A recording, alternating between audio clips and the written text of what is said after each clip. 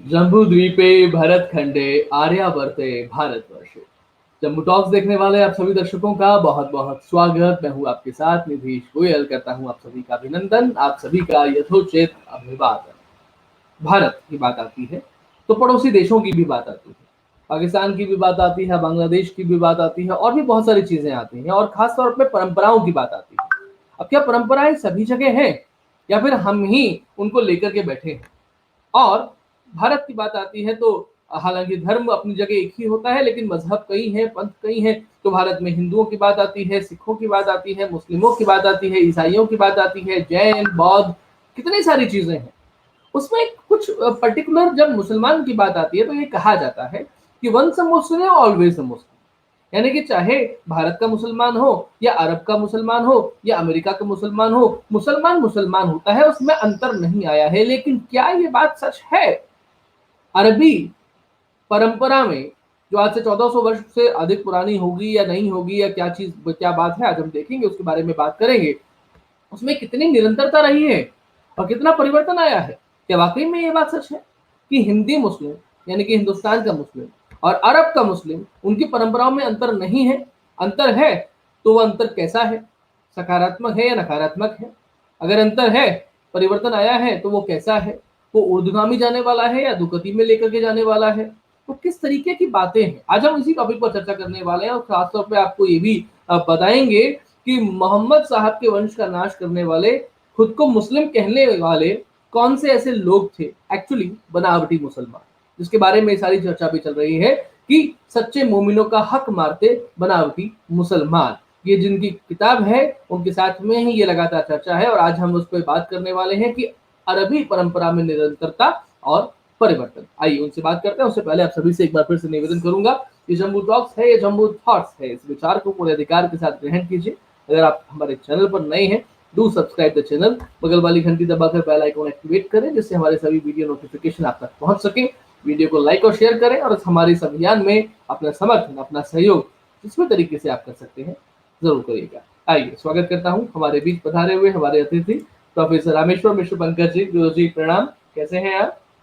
नमस्कार। ठीक है निधीश जी, शुरू करते जी हैं बात।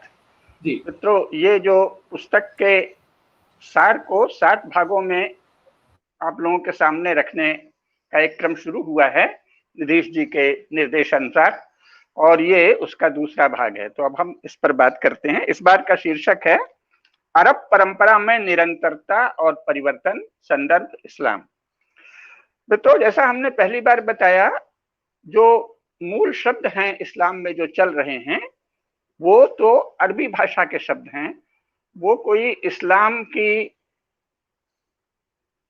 इल्हामी शब्दावली में नए आविष्कृत हुए हों, अल्लाह ताला ने कोई नया शब्द भेजा हो जो पहले से नहीं चल रहा हो। जैसे कि जैसे कि क्रिश्चियनिटी में कहा जाता है कि जीसस के जरिए एकदम नया, पूरी शब्दावली ही नहीं आई, तो वो लोग ट्रुथ का भी नया शब्द करने लगे और साल्वेशन का, और सब नई नई बातें करने लगे। गॉड का अर्थ बदल दिया क्रिश्चियंस ने, लेकिन शब्द तो वहां भी वही थे, पहले से चले आ रहे थे। तो अरब में भी जो इस्लाम में चल रहे हैं शब्द, वो सबके शब्द इस्लाम से सैकड़ों साल पहले अरब में प्रचलित थे। ये हमने पहली बार बताया पहले भाग में।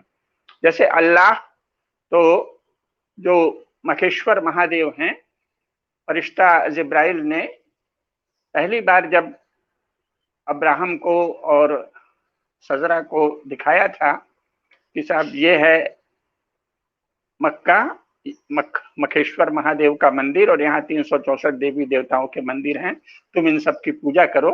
तो वो पूजा का सिलसिला तब से चला आ रहा था। मोहम्मद साहब के समय उनको जिब्राइल ने ही, यानी उसी फरिश्ते ने जिसने पहले इनके पूर्वजों को 364 देवी देवताओं की पूजा करने कहा था और मखेश्वर महादेव की पूजा करने कहा था, शिवलिंग की पूजा करने कहा था, उन्हीं फरिश्ते ने ऐसा बताते हैं कि मोहम्मद साहब को कोई वही का अर्थ होता है तीव्र और गुप्त संकेत अल्लाह ताला की ओर से आया कि अब तुम केवल एक ही आराध्य नाम, एक ही नाम और उनके एक विशेष अर्थ की इबादत का प्रचार करो, है ना। तो अल्लाह पहले से मौजूद शब्द है जिसका अर्थ होता था महादेव या सर्वोच्च देव। अल्लाहू अकबर ये भी अरब का पुराना नारा है जिसका अर्थ होता था महादेव या सर्वोच्च देव सर्वशक्तिशाली।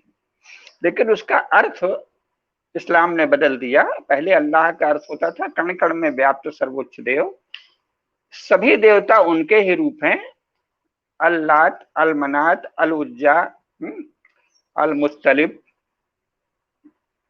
अल शम्स यानी सूर्य देवता, महासरस्वती, महालक्ष्मी, महादुर्गा या महाकाली जैसी देवियां, मुत्तलिब देवता, शिव देवता, ये सब पहले से पूज्य थे।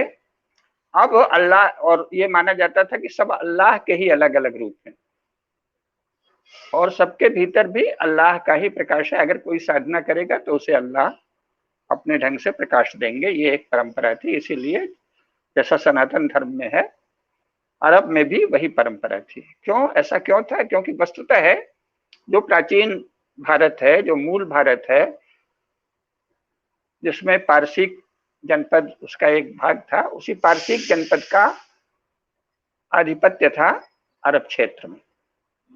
अब अरब क्षेत्र बहुत बड़ा है। जहां मोहम्मद साहब पैदा हुए, जो मुख्य अरब भूमि है, वो रेगिस्तान बहुल इलाका है, और जबकि दक्षिण में यमन है, ओमान है, आजकल उसे भी अरब कह दिया जाता है, लेकिन वो इससे बिल्कुल अलग इलाके हैं। भारत से उनका बहुत प्राचीन संबंध था और वहाँ व्यापारिक केंद्र थे और वहाँ फसल भी अच्छी होती है, पानी भी भरपूर है, समुद्र से लगा इलाका उर्वर है।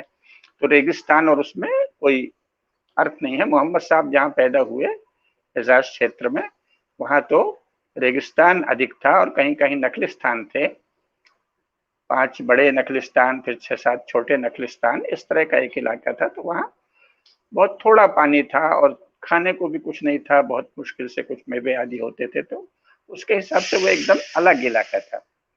तो पारसिकों का वहाँ प्रभाव था। तो पारसिक अर्थात सनातन धर्म का ही एक रूप, तो इसलिए वहाँ भी यही सब देवियां, देवता, सूर्य देव, इन सब की पूजा होती थी।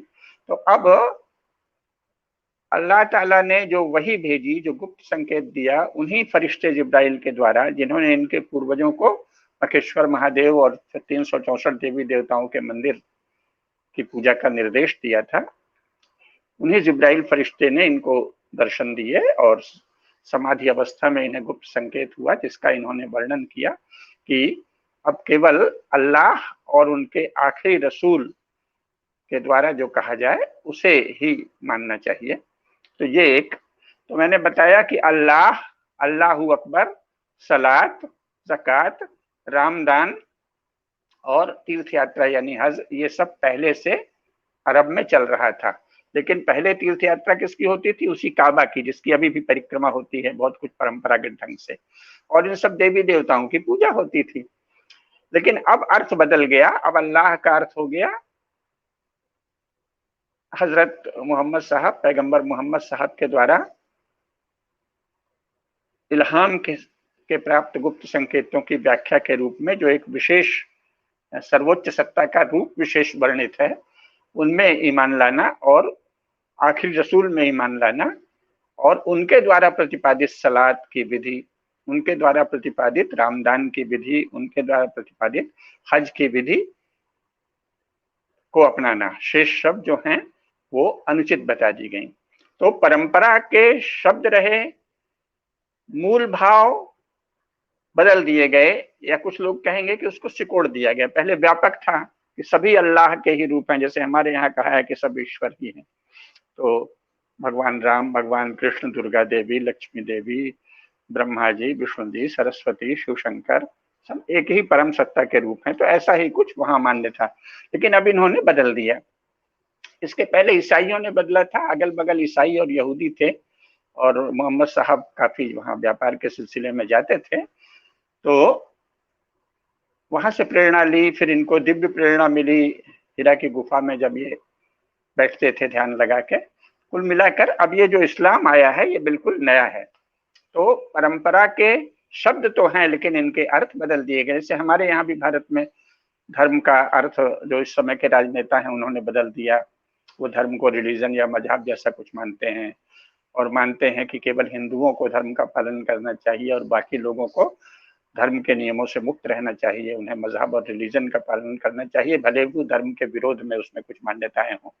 तो जिस प्रकार हिंदू नेताओं ने भारत में 1947 के बाद पहली बार सब बातों के अर्थ बदल दिए, तो उसी प्रकार वहां मोहम्मद साहब को जो इल्हाम हुआ उसके आधार पर जो इस्लाम का रूप सामने आया, उसमें अल्लाह का अर्थ हो गया सातवें आसमान में बैठी एक सर्वोच्च सत्ता जिसका प्रकाश कण कण में व्याप्त है, परंतु जो स्वयं कण कण में व्याप्त नहीं है, और उन पर और आखिरी रसूल पर ईमान लाना और कयामत के रोज ताबूतों के उठ खड़े होने पर ईमान लाना और हज का अब वो रूप अपनाना जो मोहम्मद साहब बता गए हैं और रामदान का वो रूप अपनाना जो परंपरा से चला आ रहा था, लेकिन उसमें रूप तो वही रहा लेकिन उसमें धारणाएं बदल गई, तो परंपरा भी रही और परिवर्तन भी आया।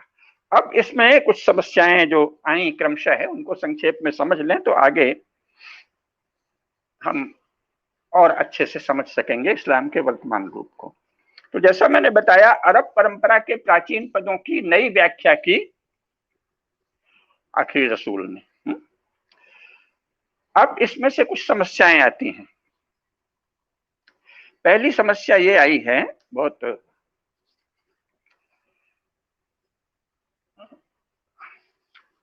कई समस्याएं आई हैं, उन पे न होगा तो बाद में बताएंगे, लेकिन मुख्य बात यह है कि कयामत का खौफ, लास्ट डे ऑफ जजमेंट का खौफ ईसाइयों ने पहले ही फैला रखा था।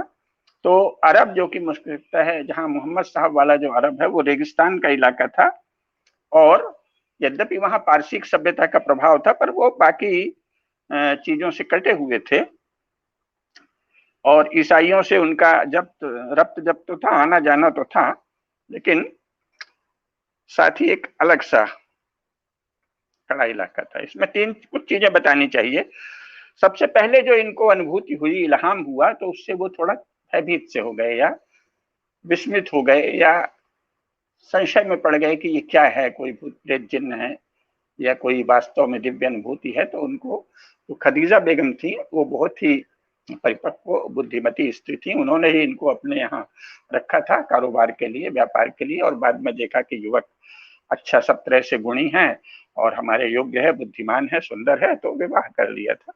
तो जब ये घर पहुंचे कांपते हुए हीरा की गुफा से, तो वो उन्होंने पहले इनको लिटा दिया चारपाई पे और कंबल अम्बल उड़ाया और थोड़ी सेवा की, फिर पूछा कि क्या बात है, तो उन्होंने बताया। तो बेगम खदीजा बेगम ने, वो वतन सम्मानित स्त्री हैं, तो उन्होंने ये बताया कि देखो चिंता मत करो, ये जिब्राइल हैं। जिब्राइल पहले भी हमारे पूर्वजों को आए थे, जैसा मैंने बताया ना कि जिब्राइल ने तो सबसे पहले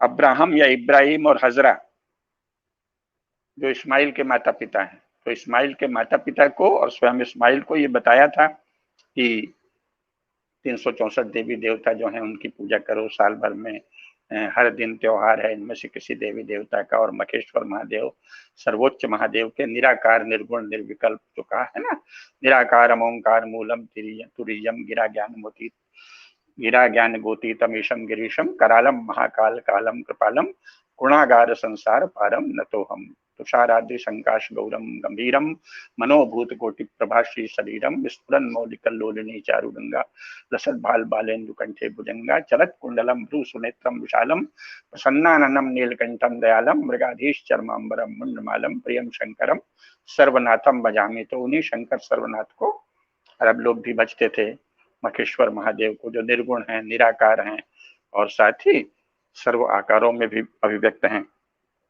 तो उन्होंने कहा वही जिब्राइल फरिश्ते जो सनातन धर्म के संदेशवाहक फरिश्ता हैं, उन्होंने ही आपको दर्शन दिया है और जो कहा है उसको चुपचाप श्रद्धा से मानिए। तो पहली बार तो ये कहा था कि पढ़, अल्लाह का नाम लेकर पढ़। तो इस तरह उन्होंने उनको संदेश दिया। फिर धीरे धीरे उनको इल्हाम होने लगे और उसको खदीजा बेगम ने कहा कि नहीं, हम पूरी श्रद्धा से इसको मानते हैं कि एक स्वयं अल्लाह ताला आपको दिव्य संकेत दे रहे हैं और दिव्य संकेत हर एक को नहीं प्राप्त होता, नबियों को प्राप्त होता है, तो आप नबी हैं।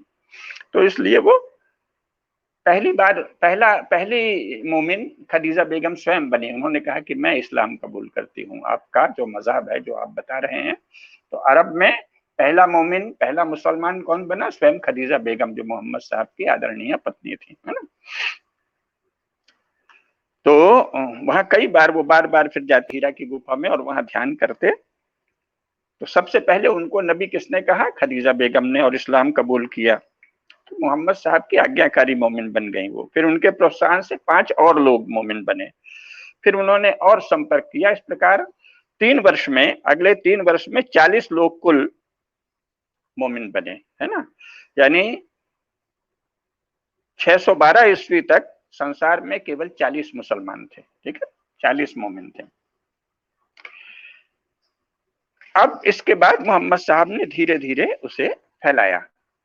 लेकिन जो खास बात यह है कि इसका जब उन्होंने कहा कि साहब अल्लाह के बाकी सब देवी देवता जो हैं वो अल्लाह के रूप नहीं हैं, ये सब गलत है, हमको केवल निर्गुण निराकार सर्वोच्च देवता की ही पूजा करनी चाहिए, तो इन्होंने बहुत विरोध किया।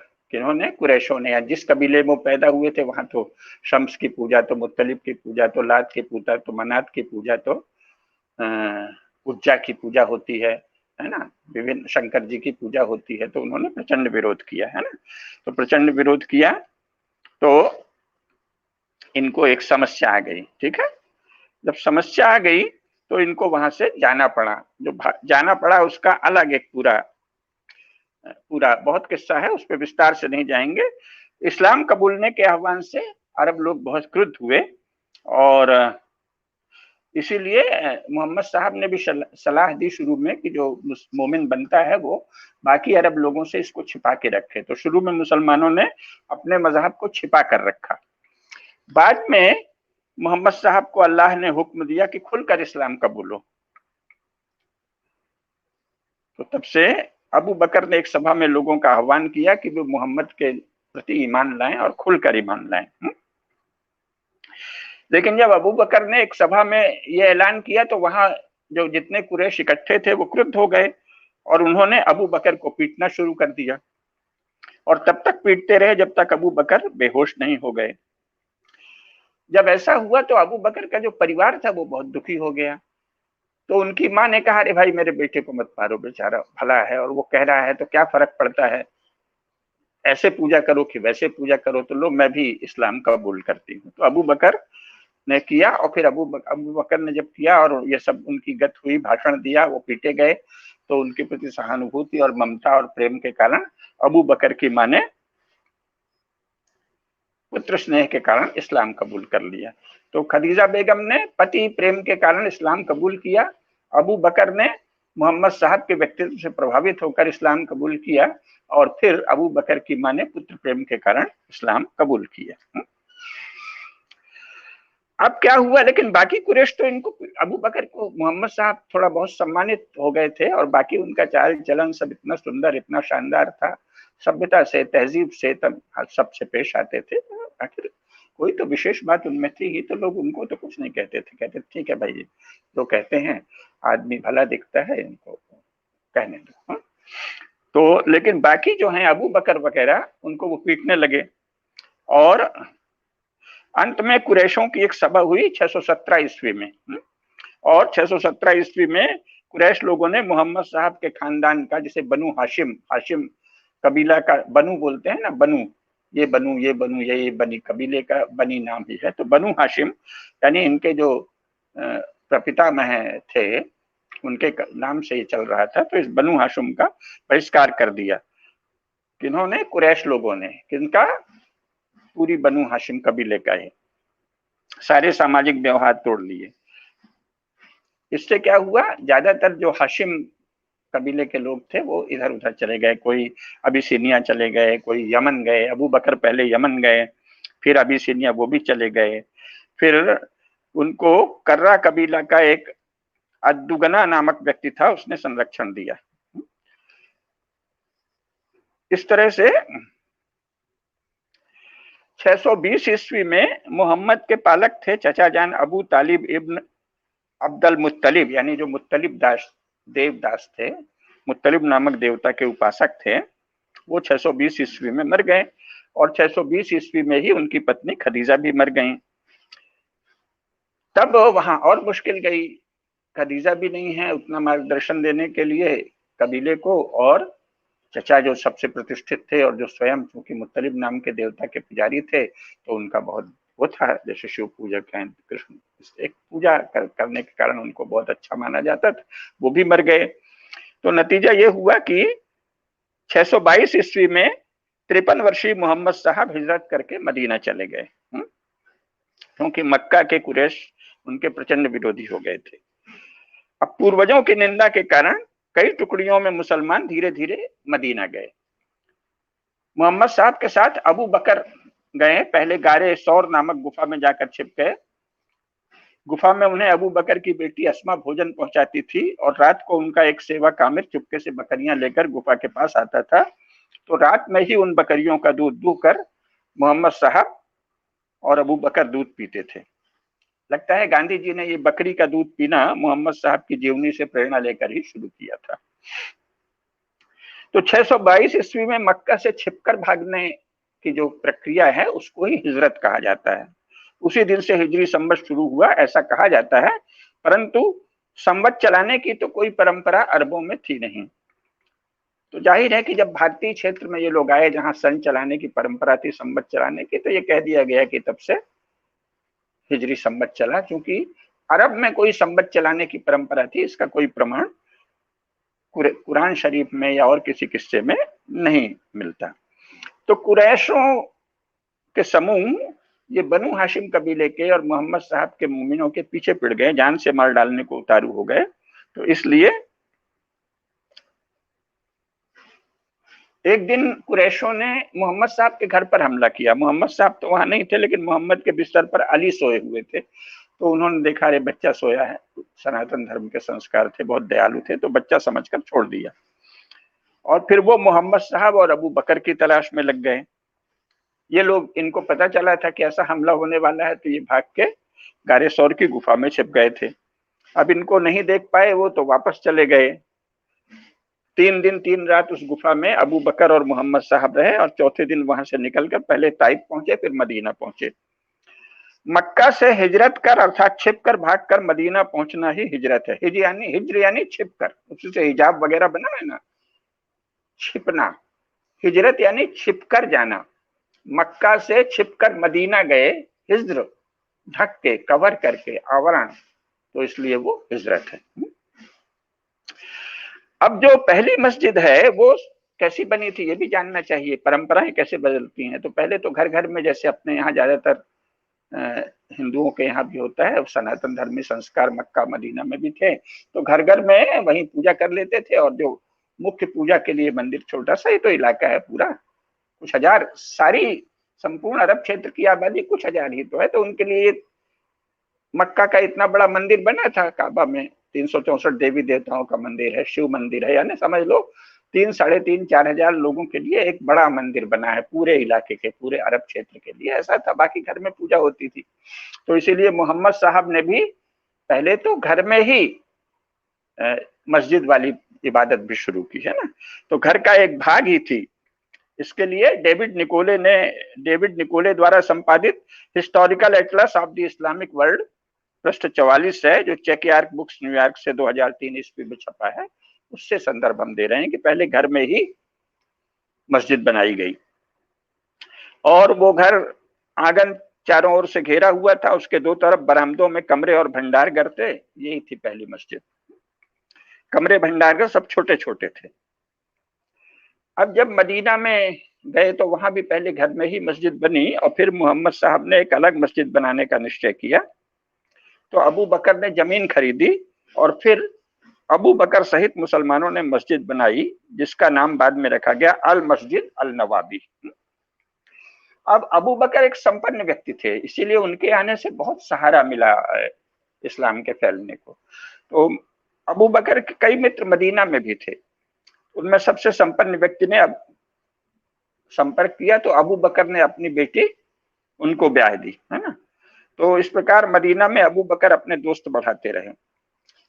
लेकिन मक्का की आबो हवा सूखी थी और मदीना की आबो हवा में नमी थी, इसलिए अबू बकर सहित कई लोग बीमार हो गए और फिर काफी समस्या आने लगी। अबू बकर ने मदीना में फिर अपना पुराना कपड़ों का कारोबार शुरू किया और वहीं मदीना में ही अबू बकर ने 623 ईस्वी में 54 वर्षीय मोहम्मद साहब को अपनी 11 वर्षीय बेटी आयशा ब्याह दी। ब्याह की बात और पहले से पक्की हो गई थी, लेकिन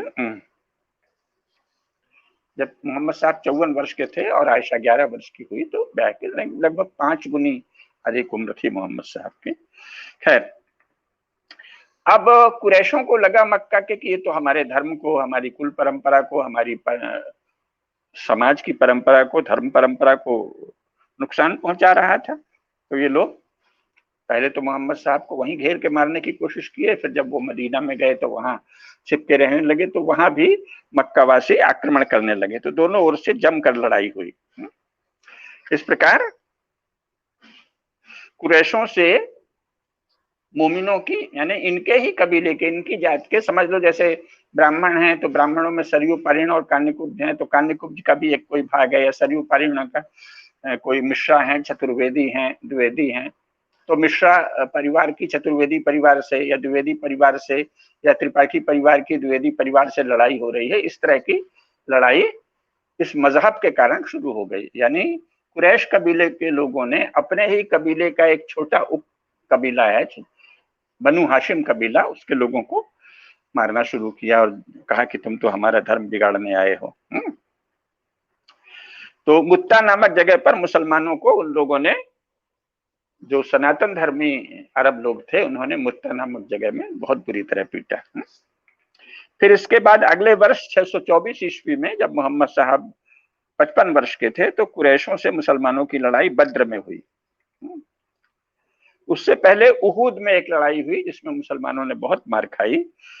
फिर इस बीच क्या हुआ कि अबू बकर से उनके बेटे की लड़ाई हो गई, क्योंकि बेटा शंकर जी का भक्त था, शिव भक्त था, उसका नाम था अब्दुल रहमान।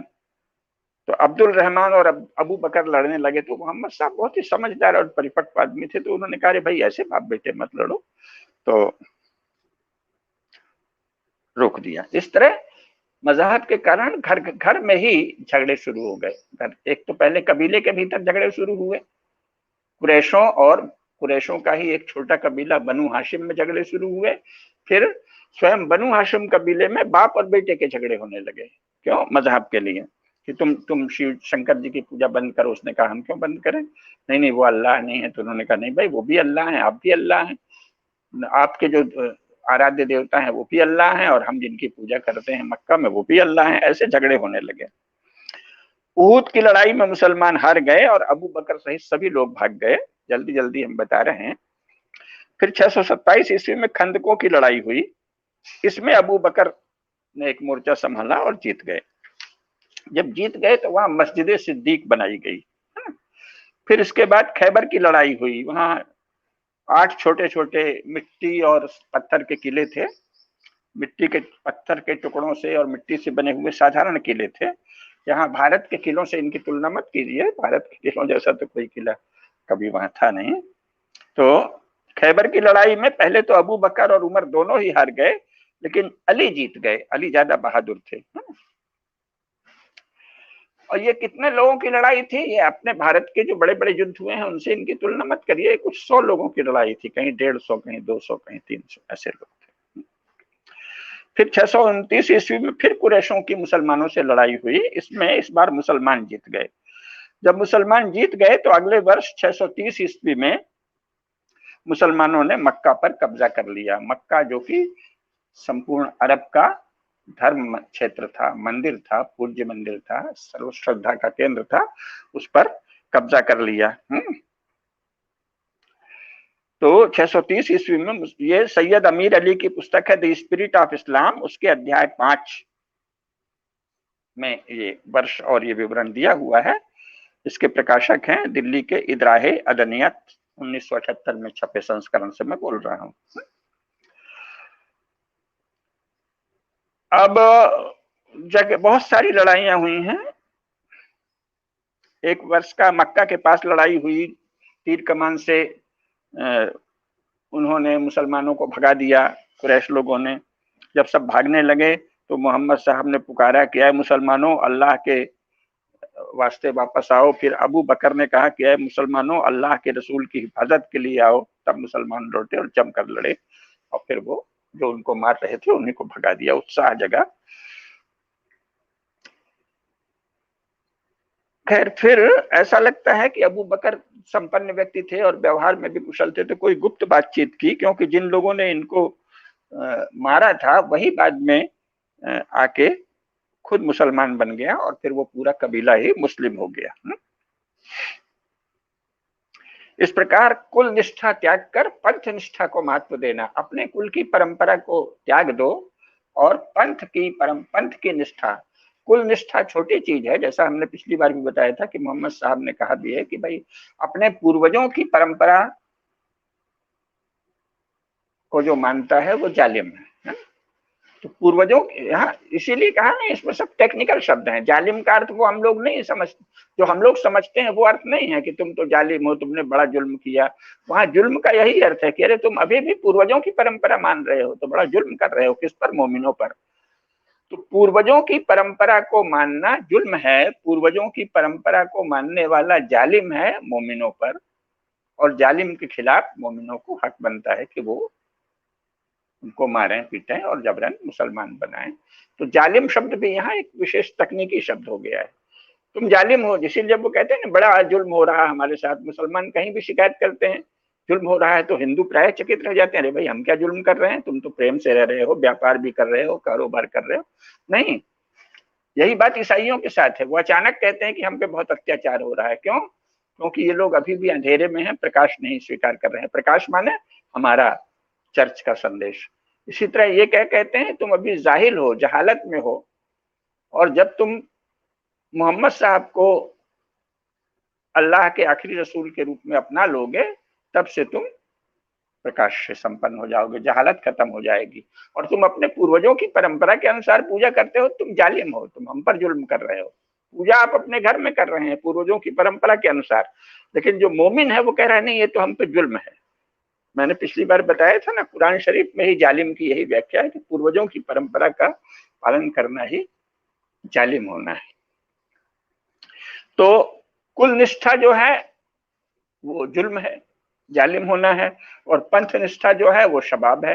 तो कुल निष्ठा बनाम पंथ निष्ठा का ये झगड़ा चला, और फिर धीरे धीरे एक अच्छी साइजेबल संख्या हो गई मोमिनों की जो कुल निष्ठा त्याग कर, कुल परंपरा की पूजा पद्धति त्याग कर पंथ निष्ठा में दीक्षित हो गए। कुरान शरीफ की सूरा 18 आयत 15 और 16 कहती है कि हमारी कौम के जो लोग अल्लाह के आखिरी रसूल के अतिरिक्त किसी अन्य पर ईमान लाते हैं वे जालिम हैं। ऐ मोमिनो, तुम जालिमों से अलग हो चुके हो, है ना।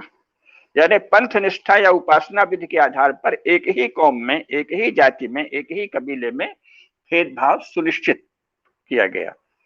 कौमी एकता छोटी चीज है, पंथी एकता, पंथ की एकता, मजहब की एकता बड़ी चीज है। इसलिए कौम वस्तुतः है, इस्लाम में कौम का कोई अस्तित्व ही नहीं है, कोई महत्व ही नहीं है। कौम नाम की कोई चीज नहीं होती। जो कौम को मानता है वो मुसलमान नहीं है, जो मजहब को मानता है वही मुसलमान है। तो कौमी एकता को त्याग कर मजहबी एकता को अपनाने की प्रेरणा इस्लाम देता है। तो हज जो है, हमने बताया हज भी अरब की एक बहुत पुरानी परंपरा थी, सनातन परंपरा थी, जो इस्लाम के जन्म से बहुत पहले लोग हज जाते थे। तो 631 ईस्वी में अबू बकर के नेतृत्व में 300 मुसलमान पहली बार हज करने गए। उन्होंने कहा हम मुसलमानी ढंग से हज करेंगे। तो इसमें झगड़े शुरू हो गए कि हज का तो तरीका वो है जैसे हम लोग करते थे, 364 देवी देवता की पूजा करो, शिवलिंग की पूजा करो। तो मोहम्मद साहब ने एक बार क्या किया कि एक बार गए और अपने हाथ से सारे ही जो 364 देवी देवता थे, जैसा मैंने पिछली बार भी बताया था, वो लकड़ी के थे ना, लकड़ी की बनी मूर्तियां थी, जैसे नेपाल आदि में भी लकड़ी के देवता होते हैं। तो उन्होंने डंडे से उन सारे ही देव मूर्तियों को तोड़ दिया, लेकिन जो सर्वपूजित था संगे असबद, शिवलिंग की तरह कृष्ण पाषाण जो था, उसके सामने उन्होंने भी सिर झुकाया। तो संगे असबद तो तब से लगातार पूजित है, लेकिन वो जो 364 देवी देवता हैं वो तोड़ दिए गए, है ना, ये जानना चाहिए। तो इसके बाद फिर क्या हुआ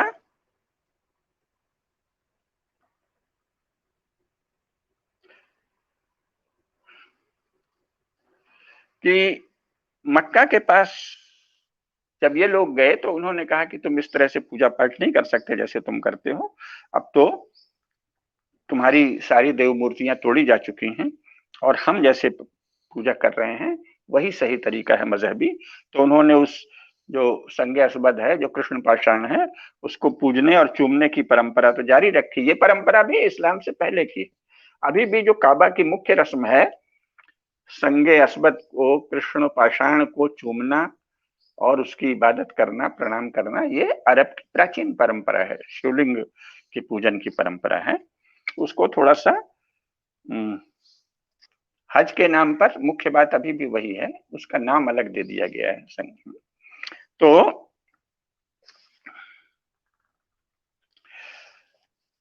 उन लोगों ने विरोध किया। तो वो रमजान का महीना था, हज तो तभी रामदान के महीने में ही हज करते हैं, तो वो लोग भी हज करने आए हुए थे। कौन? कुरैश लोग, जो कि सभी देवी देवताओं को और शंकर भगवान को मानते थे। और ये मोहम्मद साहब के मोहम्मद साहब को अल्लाह का आखिरी रसूल मानकर उन पर ईमान लाने वाले और उनकी बताई पद्धति से हज करने के लिए तैयार मोमिन लोग भी आए थे। दोनों की लड़ाई हुई। तो उन्होंने कहा मोहम्मद साहब ने कि इस समय फिर उनको एक गुप्त संकेत आया, जिसे वही कहते हैं, और एक वही उतरी और उन्होंने कहा, अल्लाह की ओर से रसूल को जो वही मिली उसमें कहा कि जब रामदान का महीना बीत जाए तो मुशरिकों को जहां कहीं पाओ कत्ल करो, उनको पकड़ो, घेरो और हर जगह उनकी ताक में बैठो और उन्हें दारुण यातना दो, सबको कत्ल कर डालो।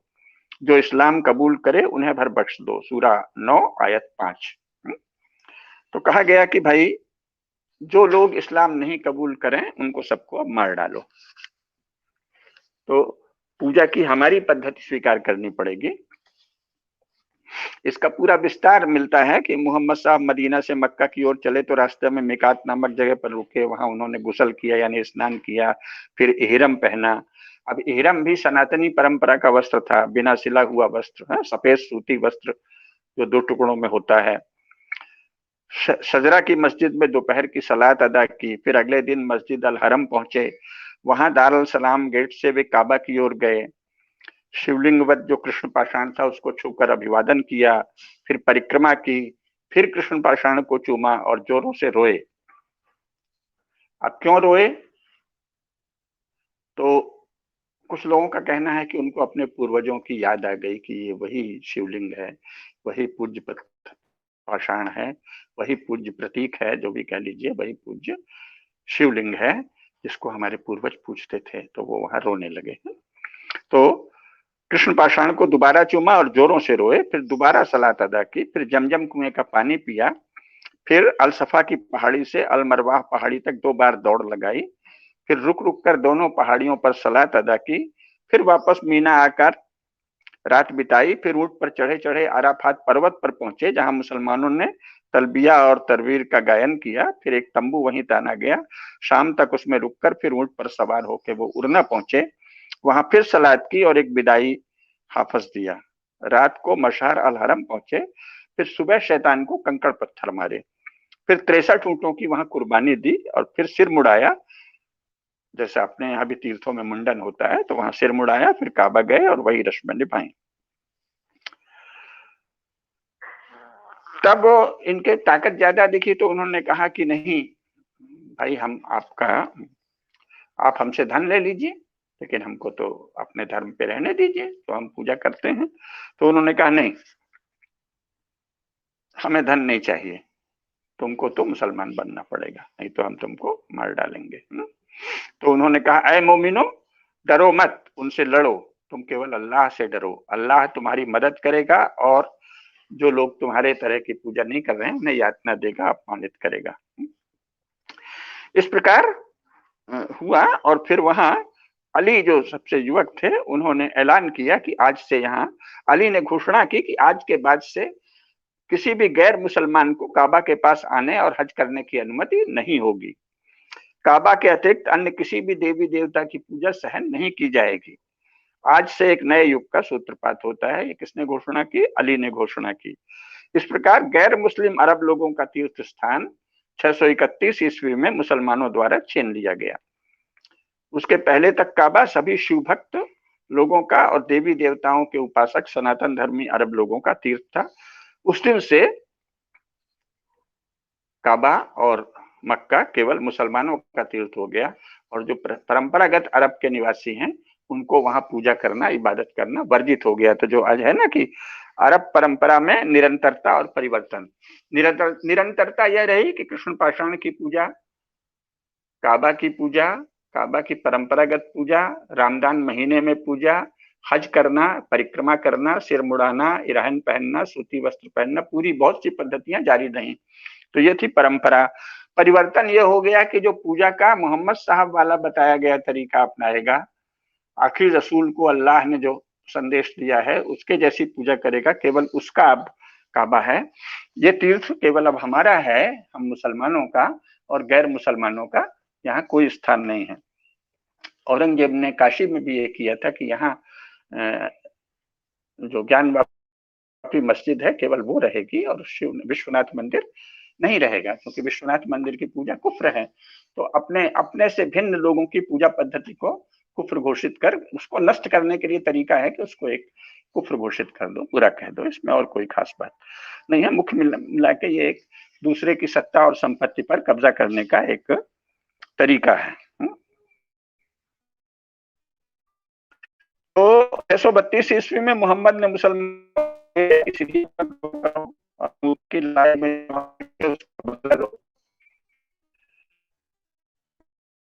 मारा गया। समय कम है इसलिए संक्षेप में बता रहे हैं।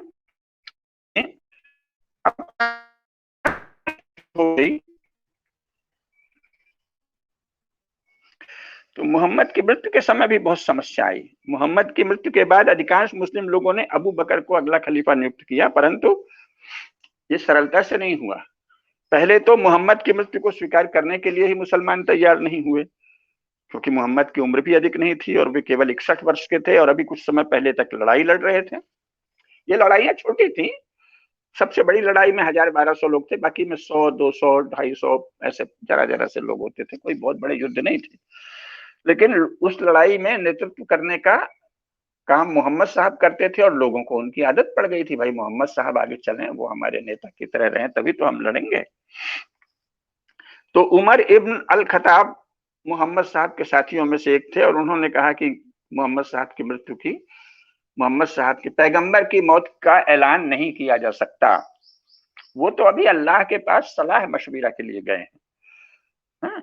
सलाह ये करने गए हैं कि इस्लाम की फतह कैसे हो और जल्दी लौट आएंगे। चुप रहो, खबरदार अगर तुमने मौत का ऐलान किया।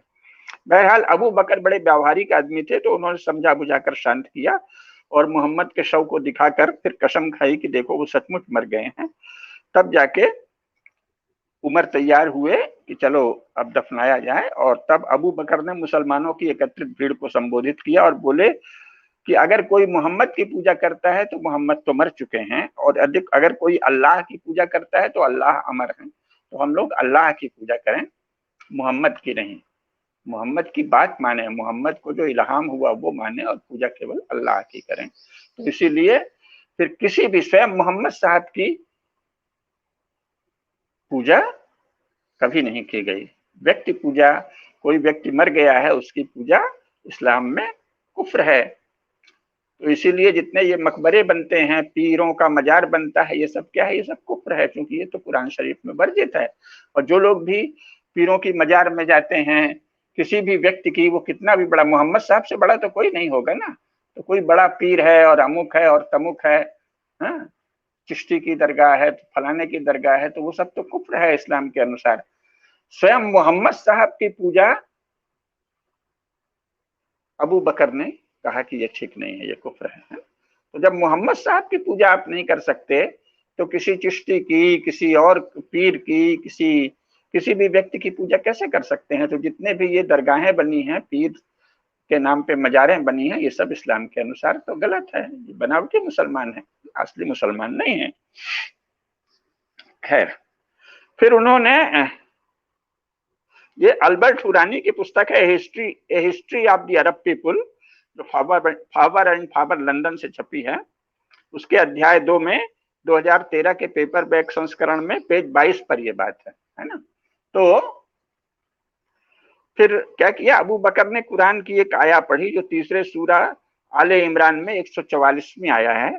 उसमें कहा गया है, मोहम्मद तो बस एक रसूल हैं, उनसे पहले भी बहुत से रसूल गुजर चुके हैं। तो क्या यदि मोहम्मद की मृत्यु हो जाए या उनकी हत्या कर दी जाए तो तुम उल्टे पांव फिर जाओगे? जो कोई उल्टे पांव फिरेगा वो अल्लाह का कुछ नहीं बिगाड़ेगा, बल्कि अल्लाह उनको सजा देगा। और जो कृतज्ञ होगा, जो मोहम्मद साहब को समझेगा कि अल्लाह के आखिरी रसूल हैं और शांति से यहाँ उनको दफन करने में मदद करेगा, वो अल्लाह उसको सवाब देंगे। तो अबू बकर ने मोहम्मद की आज्ञाकारिता के स्थान पर अल्लाह की आज्ञाकारिता को ही प्रधान बताया। इससे मोहम्मद साहब की शरीर पूजा बंद हो गई,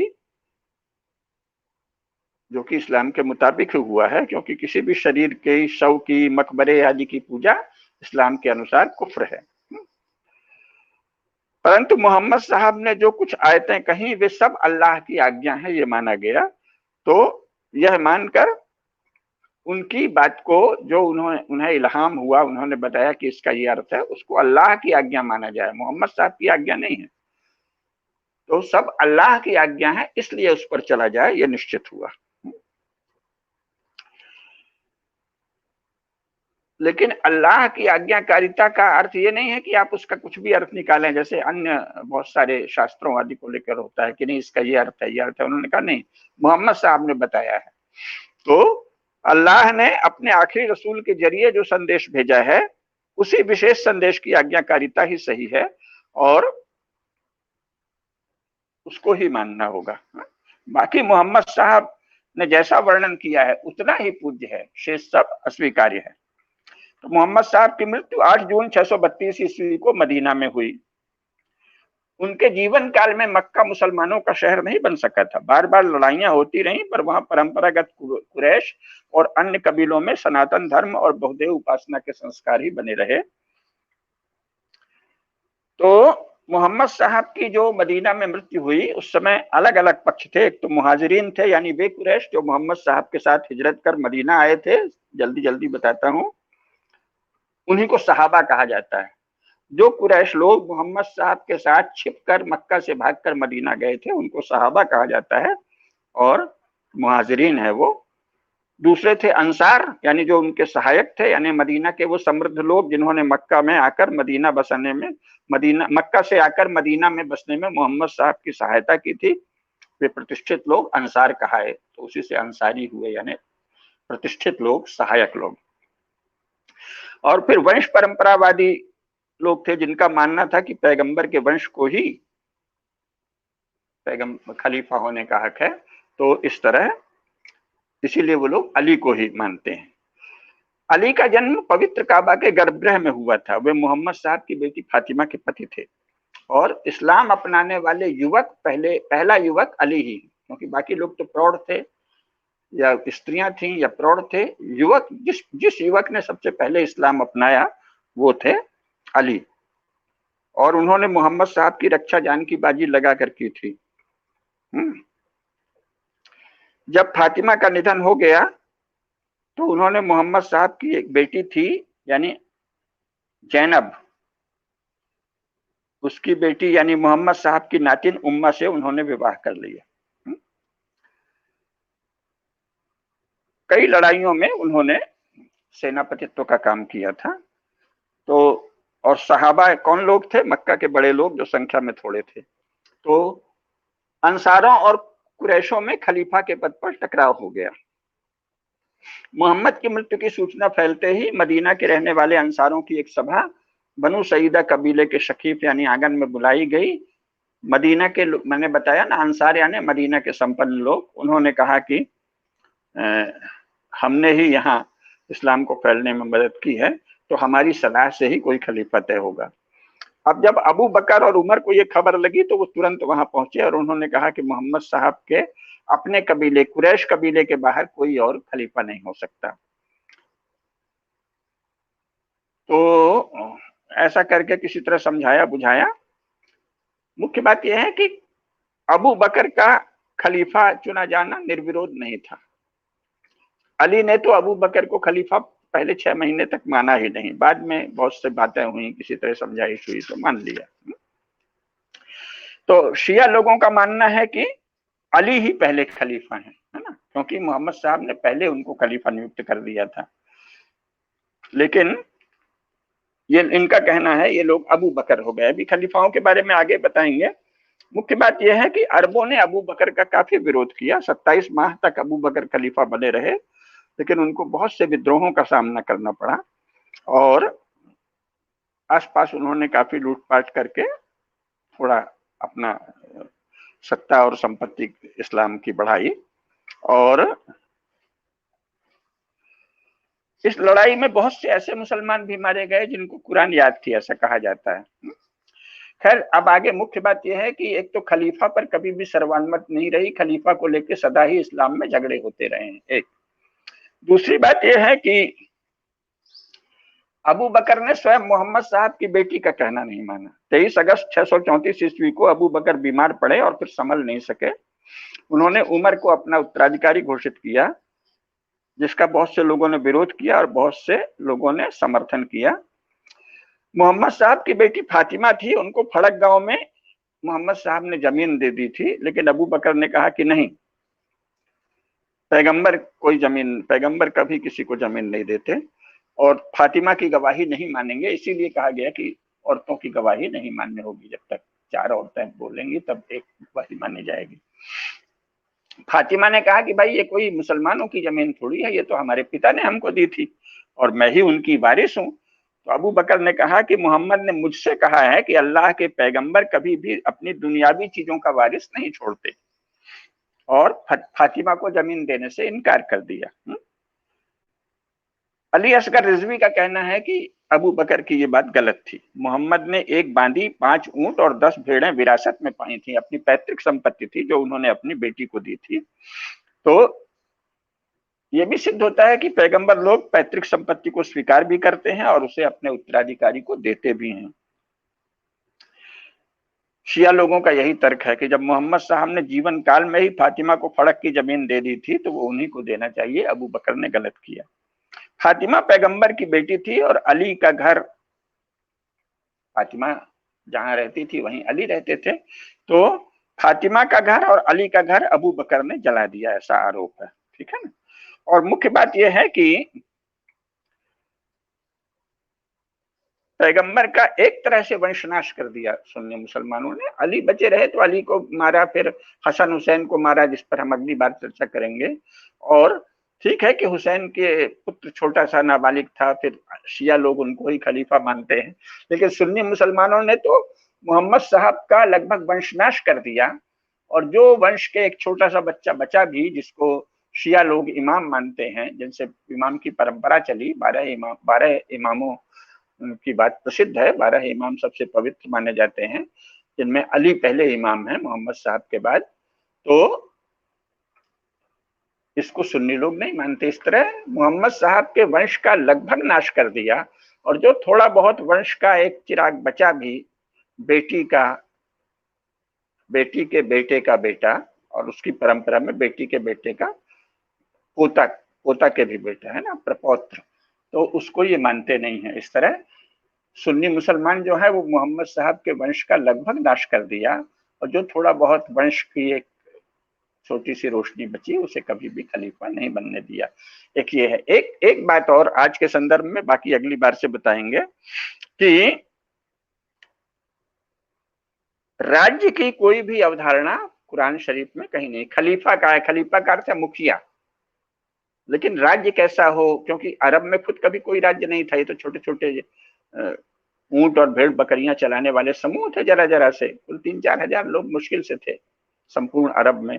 तो उसमें से 100 का, कहीं 50 का, कहीं 40-50 लोगों के एक छोटे-छोटे झुंड बनते थे और वो आपस में सब अपने को, जो उनका मुखिया हो उसको खलीफा कहते थे। कुरान शरीफ में खलीफा शब्द आया है, लेकिन राजा या राजा से मिलता जुलता कोई बादशाह और कोई भी इस तरह का बादशाह शब्द कुरान शरीफ में नहीं है। राज्य शब्द नहीं है कि राज्य कैसे चलाना चाहिए।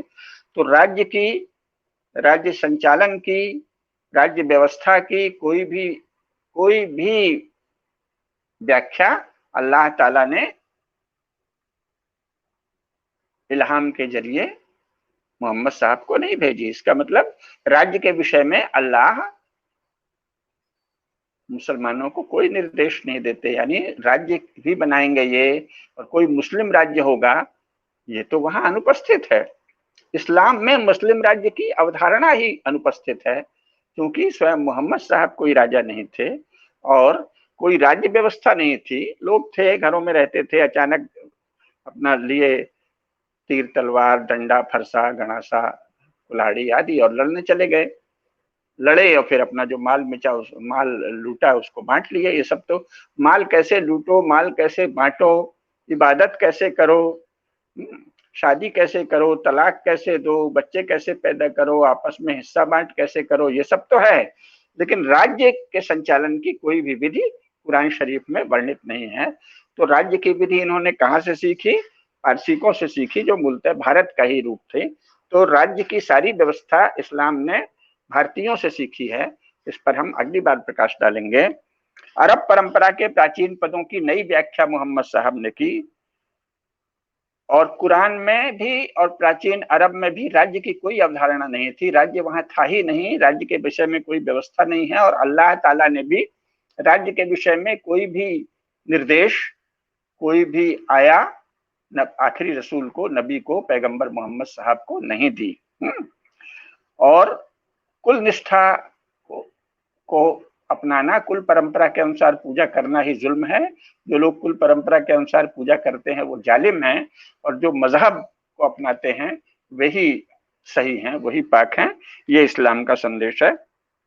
तो सारे ही अर्थ जो पहले से अल्लाह था, रामदान था, हज था, शिवलिंग की या मक्का की कृष्ण पाषाण की पूजा की जो विधि थी, उसके कुछ रस्में जो की त्यों अपनाई गई, लेकिन उसका अर्थ बदल दिया गया, उसका भाव त्याग दिया गया और मोहम्मद साहब के वंश का लगभग नाश कर डाला सुन्नी लोगों ने और अपने ढंग से चलाया, जिसका कोई भी निर्देश कुरान शरीफ में नहीं है कि खलीफा कैसे चुना जाए। इसके बारे में कुरान शरीफ शांत है। कोई राज्य होगा, कोई राज्य व्यवस्था होगी, ऐसा कोई भी इल्हाम अल्लाह ताला ने मोहम्मद साहब को नहीं दिया। इसलिए राज्य जो है, मुस्लिम राज्य की कोई भी अवधारणा कुरान शरीफ में नहीं है और यही संक्षेप में बताना था। शेष आगे हम अगली 5 बार और इसके अलग अलग रूपों पर प्रकाश डालेंगे। नमस्कार। ओम नमः शिवाय। जी गुरु जी, बहुत नमस्ते आपका। जो आपने अभी की जो पूरी की पूरी बात है, जिसके बारे में हम चर्चा कर रहे थे शुरुआत में ही, कि अरब परंपरा में कितने परिवर्तन आए हैं, कितनी निरंतरता रही है और वो परिवर्तन कितने सुखद भी हैं। चलिए, मुझे लगता है कि हमारे दर्शकों को अच्छे तरीके से मालूम चला होगा और अगर आपको ये एपिसोड अच्छा लगा है तो अपने कमेंट्स हमें ज़रूर कमेंट बॉक्स में लिखिएगा। चाहे तो आप हमें ईमेल भी कर सकते हैं, ईमेल आईडी भी चैनल में दिया हुआ है, दैट इज़ goyalnitish@gmail.com। हम इस कार्यक्रम को एक बड़े प्रारूप में लेकर के जाना चाह रहे हैं। अगले कुछ समय में आप बहुत सारे परिवर्तन इस चैनल पर देखने को आप देख पाएंगे। उसके लिए हमें कुछ चीज़ों की आवश्यकता भी रहेगी, इसलिए अगर आप तकनीकी रूप से, आर्थिक रूप से, नैतिक रूप से, जिस भी रूप से अपने आप को सक्षम समझें, हमें अपना सहयोग समर्थन जरूर दीजिएगा। इसी के साथ सभी दर्शकों का बहुत बहुत धन्यवाद। गुरु जी, आपका बहुत बहुत धन्यवाद चर्चा के लिए। नमस्कार। नमस्कार। जय। नमस्कार।